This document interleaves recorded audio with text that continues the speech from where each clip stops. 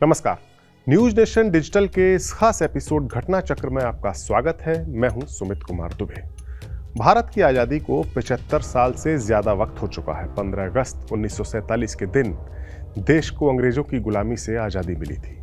लेकिन क्या कभी आपने सोचा है कि देश की आज़ादी के लिए 15 अगस्त के दिन को ही क्यों चुना गया? आज के हमारे इस एपिसोड में हम बात करेंगे उस घटना चक्र की जिसमें महज कुछ ही सेकंड्स में भारत देश के इतिहास की सबसे खास तारीख यानी 15 अगस्त का ऐलान हो गया था।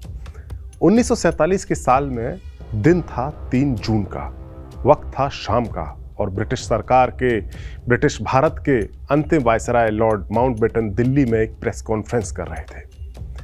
ब्रिटिश भारत के इतिहास में किसी भी वायसराय की ये दूसरी और आखिरी प्रेस कॉन्फ्रेंस थी।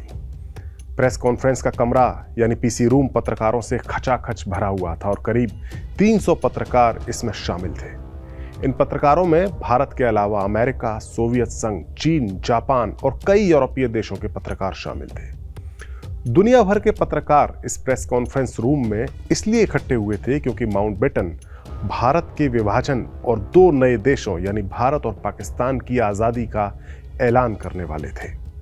40 करोड़ से ज़्यादा की आबादी वाले इस देश की आवाम की किस्मत किस तरह बंटने वाली है, इसकी जानकारी इस प्रेस कॉन्फ्रेंस में दी जाने वाली थी। माउंटबेटन ने बड़ी तफसील के साथ भारत के बंटवारे के अपने प्लान का खुलासा किया और बताया कि कांग्रेस और मुस्लिम लीग दोनों इसके लिए राजी हैं। बंटवारा किस तरह होगा, इससे जुड़े हर सवाल का जवाब माउंटबेटन ने दिया।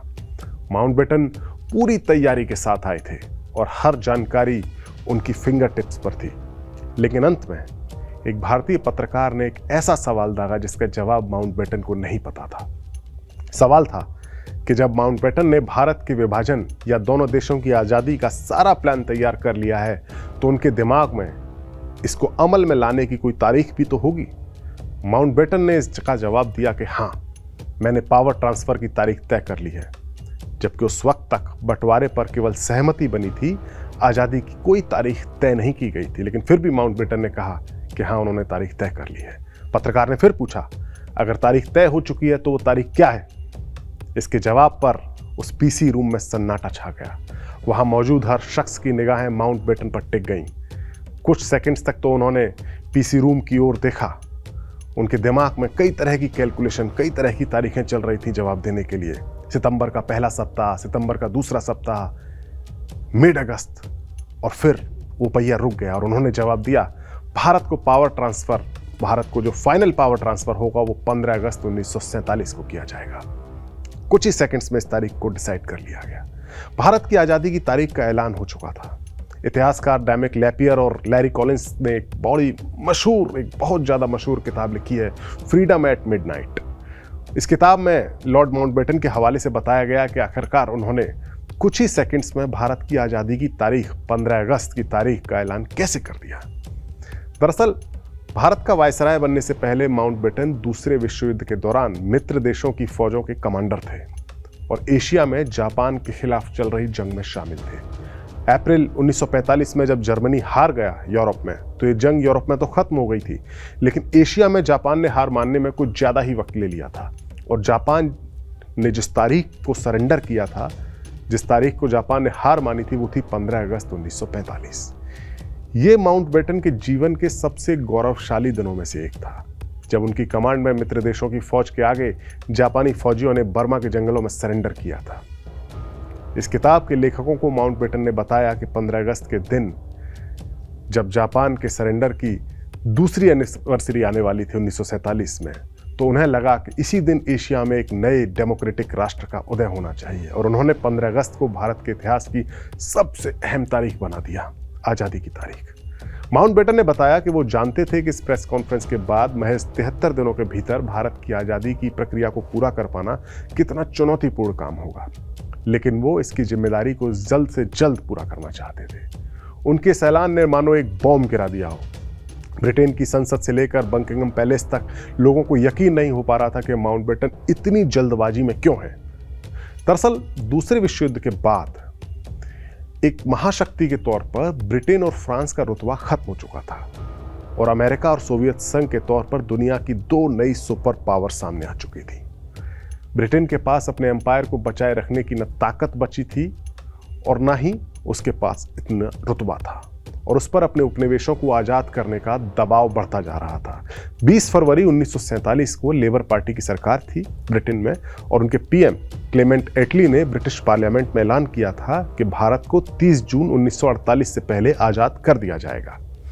यानी माउंटबेटन के पास भारत की आज़ादी की तारीख को तय करने के लिए 30 जून 1948 तक का वक्त था। वो कोई सी भी डेट्स इसमें डिसाइड कर सकते थे, कोई सी भी डेट दे सकते थे, लेकिन उन्होंने अंग्रेजों के भारत छोड़ने की तारीख का ऐलान उससे कहीं पहले कर दिया होगा। दरअसल 1946 और 1947 के 2 ऐसे साल थे जब भारत में सांप्रदायिक तनाव अपने चरम पर पहुंच गया था। देश के भीतर जिन्ना की पार्टी मुस्लिम लीग मुसलमानों के लिए एक अलग मुल्क यानी पाकिस्तान की मांग जोर शोर से उठा रही थी, और 1946 में तो उनके डायरेक्ट एक्शन की कॉल ने देश में जबरदस्त सांप्रदायिक दंगे करा दिए थे। भारत के विभाजन को टालने के लिए 1946 में बनाया गया कैबिनेट मिशन नाकाम हो चुका था, और जिन्ना को किसी भी हाल में पाकिस्तान चाहिए था। भारत में हिंदू और मुसलमानों के बीच लगातार बढ़ रहे तनाव के बाद ब्रिटिश हुकूमत को यह एहसास हो गया कि इस मुल्क में शांति के साथ कोई समाधान खोजना कितना मुश्किल काम है, और ब्रिटिश हुक्मरानों ने भारत में होने वाली हिंसा की नैतिक जिम्मेदारी से बचना चाहते थे ब्रिटिश हुक्मरान। लिहाजा उन्होंने माउंटबेटन को जल्द से जल्द भारत से अंग्रेजों की विदाई का रास्ता सुनिश्चित करने के मैंडेट के साथ अंतिम वायसराय बनाकर भेजा, और माउंटबेटन ने काफ़ी मेहनत और चतुराई के साथ मुस्लिम लीग, कांग्रेस और सिखों की लीडरशिप के साथ भारत के विभाजन का फॉर्मूला तैयार किया और उन्हें इस पर राजी भी किया, और 15 अगस्त की तारीख तय करके उन्होंने करीब 200 साल के ब्रिटिश राज की विदाई पर अंतिम मोहर लगा दी। बहरहाल भारत की आज़ादी के लिए 15 अगस्त की तारीख का ऐलान होते ही एक बड़ी समस्या भी खड़ी हो गई।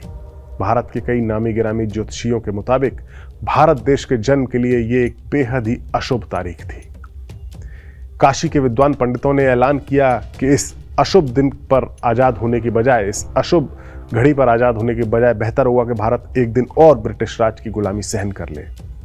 फ्रीडम एट मिडनाइट किताब के मुताबिक कलकत्ता के स्वामी मदनानंद ने अपने ज्योतिष गणनाओं के आधार पर माउंटबेटन को एक चिट्ठी लिखी और उन्हें आगाह किया कि अगर भारत 15 अगस्त को आज़ाद हुआ तो देश में अकाल, बाढ़ और महामारी फैल जाएंगी, और इसके लिए 15 अगस्त की अशुभ तारीख ही जिम्मेदार होगी। बहरहाल माउंटबेटन पर इसका कोई असर नहीं पड़ा इन बातों का, और देश की आज़ादी की तारीख 15 अगस्त ही रही। अब आपके मन में एक सवाल और आ सकता है कि जब भारत अपनी आज़ादी की वर्षगांठ 15 अगस्त को दिन मनाता है तो पाकिस्तान की आज़ादी की सालगिरह 14 अगस्त को क्यों मनाई जाती है? भारत और पाकिस्तान दोनों की आज़ादी के जो सबसे अहम दस्तावेज उसका जो है इंडिया इंडिपेंडेंस एक्ट, उसने इस अहम मौके की तारीख 15 अगस्त 1947 ही दर्ज की गई है उस एक्ट में, और 1948 तक तो पाकिस्तान के लिए भी उसकी आज़ादी का दिन 15 अगस्त ही रहा था, और इस तारीख को पोस्टल स्टैंप भी इस तारीख के जारी किए गए थे 15 अगस्त 1947 के।